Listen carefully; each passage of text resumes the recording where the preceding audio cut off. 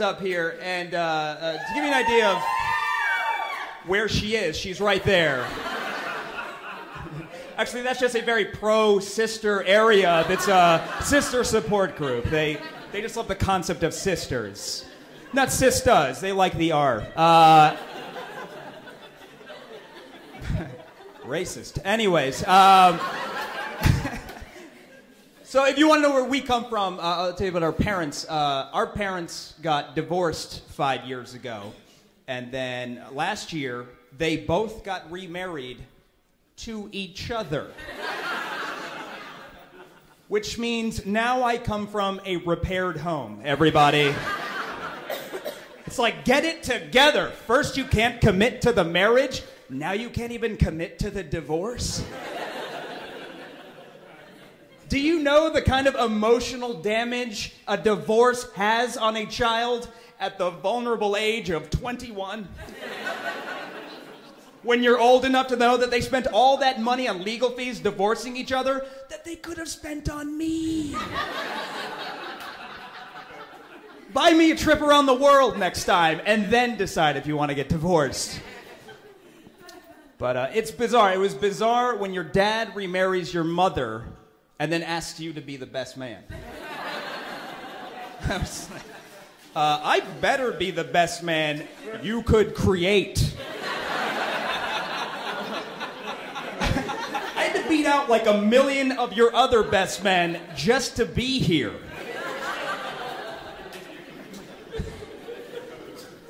Not to mention, being the best man for your father remarrying your mother, it's a little bit of a conflict of interest.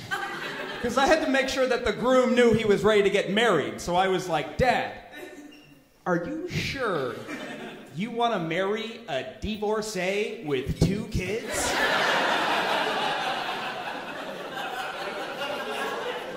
I'm just saying from experience, her son is going to fucking hate you. Okay? So, I did try to give an appropriate toast at the wedding, you know, a nice sweet toast. So I looked for an old metaphor, tried and true. I was like, congratulations, Mom and Dad. All the fish in the sea. You caught the same exact fish. Did you even go back into the sea, or was it one of those little rascal scenarios where you cast out and then your hooks get caught underneath, so one of you eventually pulls the other in? You're like, oh, I guess I'm back in. So my most lasting relationship thus far is with my dog. We're going 4 years strong. I rescued this dog. Crazy story. I rescued her right before this rich old bitch tried to turn her and 100 of her other brothers and sisters into a puppy fur coat. I was like, I'm keeping this one, DeVille. And I would like to point out that if you just have a little patience and let them grow to full-size dogs, you'd have a lot more fur to work with. That's ridiculous. Most of those dogs were euthanized. What I'm saying is my dog is lucky that I am lonely and codependent and had a crush on the girl that runs the rescue. That's what I'm trying to point out here. But I know it's an animal, and there's only so much you can do as far as relating to an animal, which is why I find it bizarre when I take my dog for walks and random strangers ask the dog questions that only people can answer. They're like, hey, puppy. What's your name, little guy? And what's even more bizarre is that I will stand by for an awkward amount of time,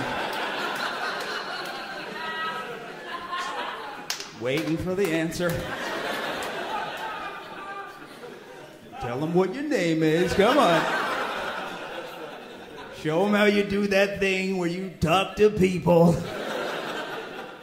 Don't disappoint me. They're like, dude, seriously, what's your dog's name? I'll be like, I don't know. She never told me.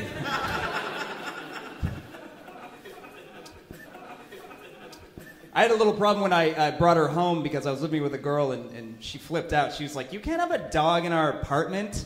It's going to need a lot more attention than you think, and it's going to get hair everywhere. It's like, I could say all that same shit about you. You can have a problem with my dog if the next time I take a shower, I don't have to stare at a clump of hair in the drain that looks like Curly Sue is climbing out of our plumbing. Yes, I said Curly Sue, because I wrote that joke in 1991, everybody. What do you want me to update it to Skeeter from The Help? Is that what I should do? Ridiculous. I don't date redheads. But I'd like to have a more lasting relationship with like an actual female human being, which is why it's difficult, because single women in their 20s feel like they need to go out in groups, you know, and they make it very difficult because engaging a pack of 20-something women is like engaging the pack from The Wizard of Oz. Because there's always the attractive one you're after, surrounded by a cast of characters all missing really vital shit.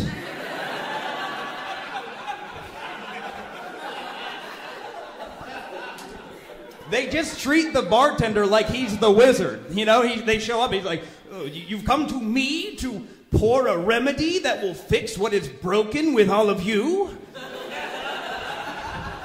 I could try, I'm not perfect, but I'll do my best. You, miss, you feel you don't have a heart.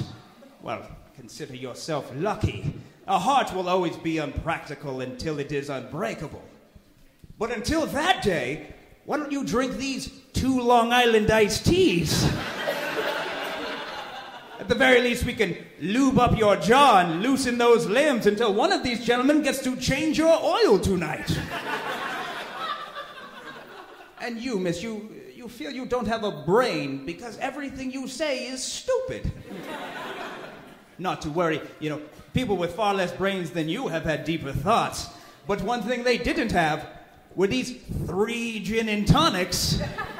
Those ought to have you talking about stuff you know nothing about all night.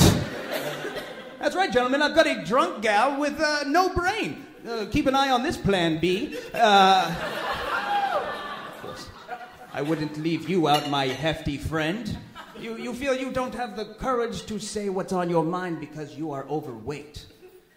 Well, I can't do anything about that. But what I can give you are these 4 margaritas and watch you spark off fights with your friends all night and cock block everyone, you unfuckable beast.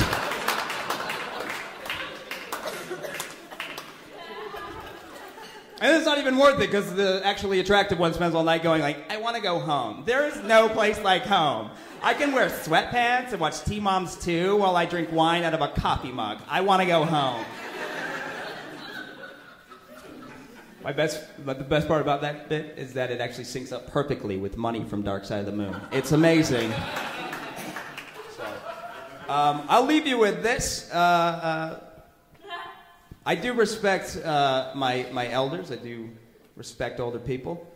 But I'm going to say, rude old ladies need to be stopped. I know that we let them get away with a lot of shit in the interest of respecting our elders, but it needs to come to an end. I'll give you an example of when I just kind of snapped. I was in a post office. I was at the front of the line because post office still exists near my house. And this woman walks in. She's maybe in her 50s. She's got a package. She power walks through the door, opens it for herself like she's doing the conga, right? She's got a Bluetooth in her ear, so she has a grasp of modern technology, and she's proving that old people can be douchebags too. And she's very capable. And then she sees how long the line is, and then just turns herself into this like frail, feeble-looking individual that just walks past everyone going, how does this work? Where am I going? I don't know how I got here. Stands at the front of the line in front of me, turns around and goes, is this where I'm supposed to be? I was like, I don't know. Do the orderlies know you're off the grounds? Don't give me that shit. You have a package with 2 addresses on it, so you understand location.